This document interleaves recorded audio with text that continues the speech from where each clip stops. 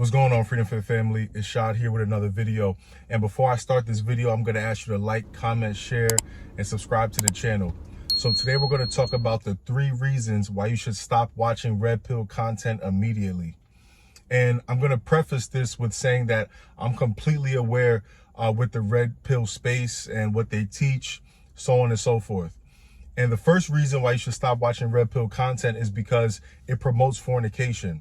Now listen, there's nothing inherently wrong with sex. There's nothing inherently wrong with finding a woman attractive. Those things are natural for a man.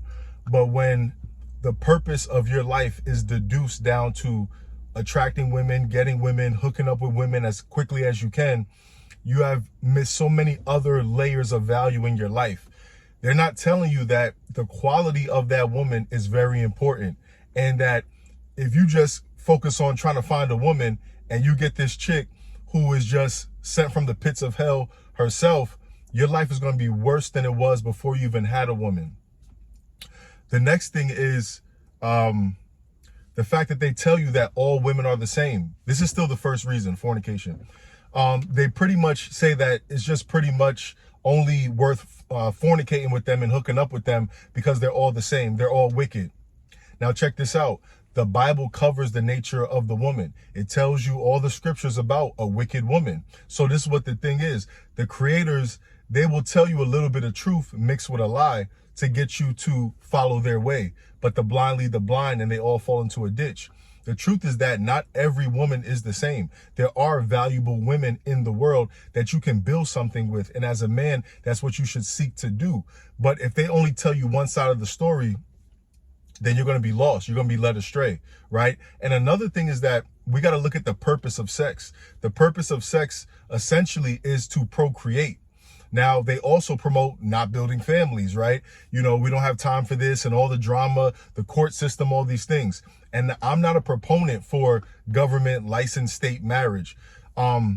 Biblically, sex is the marriage. So, you know, we'll leave that there.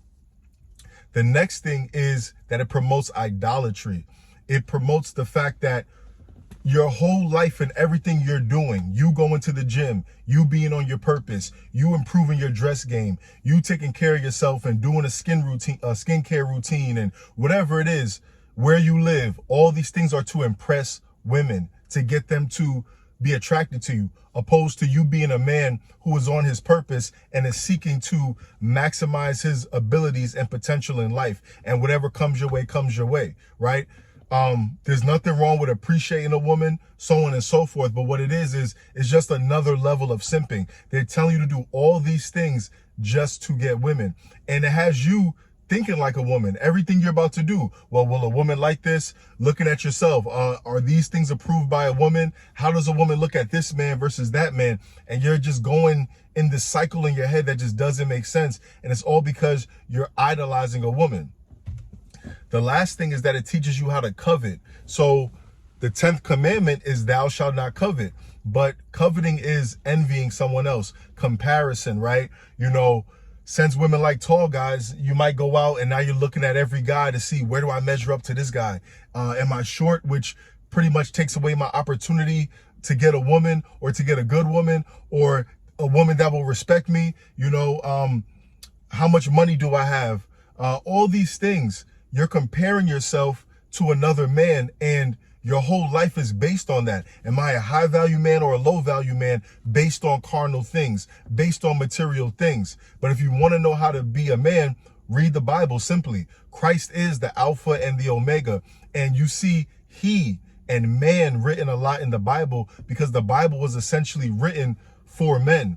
Now, of course, a woman could study the Bible and learn from the Bible. Those are all great. But God says, the flock of my pasture, meaning the sheep of my land, are men. So look at all the prophets and, you know, angels, they're all men. Now, I know there's prophetesses, there's like a couple in the Bible, but you get what I'm saying. You don't have to go to a content creator who's going to tell you a one-sided story that makes you miserable, depressed, triggers your trauma to get you to lead or get you to follow the way they're trying to lead you, right? And they're only telling you a piece of the story because Scripture also says that a wicked woman is given as a portion to a wicked man, and a righteous woman is given to he who fears the Lord. So all these stories about how they have of women did them wrong and all this stuff, they're not telling you the whole story. What were they doing? Who were they texting? What were they up to that had their situation go a certain way? So I just wanted to share that with you.